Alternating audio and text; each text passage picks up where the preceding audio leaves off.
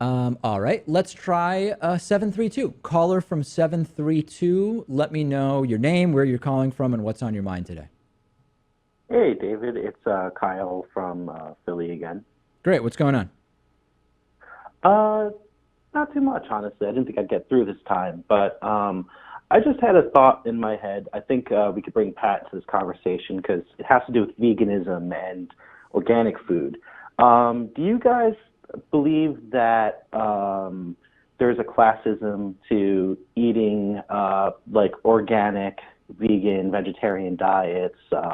Is there a way we can make it more affordable? How do we fix this problem so that we can eat healthier as a nation? Absolutely. I mean, I think it's much more rare to see, people who are paleo or fruitarians who are living in poverty than are middle class or higher. Because anytime it's rare that there's any kind of special diet that is consuming cheaper calories. Of course, the cheapest calories being processed foods, refined foods, foods that have corn in them in different forms, which is heavily subsidized. So anytime, I mean, there's definitely a privilege element outside of countries where, in parts of India, vegetarianism is just the default diet, for example.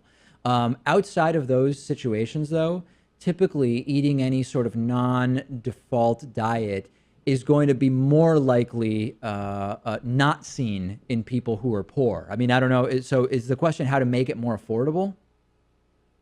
Yeah, like for example, I saw that there's a startup that's called Brandless, I believe. It's a startup where it's not entirely just health food, but they're trying to sell, organic, non-GMO kinds of food, but it's sustainable and makes sense for $3. Okay. I looked at the website and it seemed like, it's affordable. The portions weren't necessarily comparable to other products that you would see in a Whole Foods that Well, are listen, I mean, I don't know. mostly I have marked up. never heard of that company, and I don't know how much food you get for $3. I mean, so I could not possibly comment on that. I think one of the general movements, it's not about a particular startup that's going to create a paradigm shift on affordable, healthy food.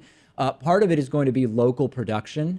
And we've seen this explored through, like, when it comes to produce, vertical farming prototypes that have been seen, growing food in urban centers so that food in cities doesn't have to be trucked in from far away. Those are some of the things I'm thinking of, Pat, that are going to make healthy food more affordable. Right. And from the vegan's perspective, I think a lot of people have this perception that a vegan diet is more pricey because they may see mock meats or like go to these poshy salad places and everything costs like $10, $15. But if you just boil it down to just whole foods, you talk about potatoes, you talk about rice, you talk about corn, those are some of the cheapest things you can find out And there there's in a the reason market. why corn is so And cheap. absolutely, yes, well, it's subsidized. And then when we send out aid packages to foreign countries, we send them just vegetables and starches for the most part because that's cheaper and it doesn't expire nearly as quickly as, say, meats would. Yeah, sure. So I think those are some ideas, but food startups are great, but I don't know that a food startup is going to be what revolutionizes healthy eating. I mean, we also have food deserts, remember, huge parts of this country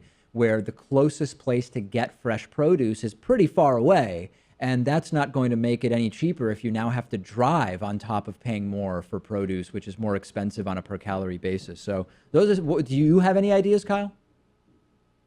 I think definitely buying local is the best way that we can make food cheaper. And I think we need to, as a country, just accept that maybe if we eat locally and try not to import food from further away, first of all, we'll decrease our environmental damage, but maybe that'll start lowering prices because, Whole Foods has been responsible for kind of raising prices at not just their own stores, but that affects the market for farmers markets. It used to be more affordable to buy organic produce at a local farmers market around here. Now it's comparable to Whole Foods prices because they kind of set the mood for, oh, this is how much Right. it costs to buy tomatoes or Yeah. Well, avocados it'll be aren't interesting to local see how here, those but prices it are depends. affected by the Amazon buyout of Whole Foods as well. They claim they're going to lower prices.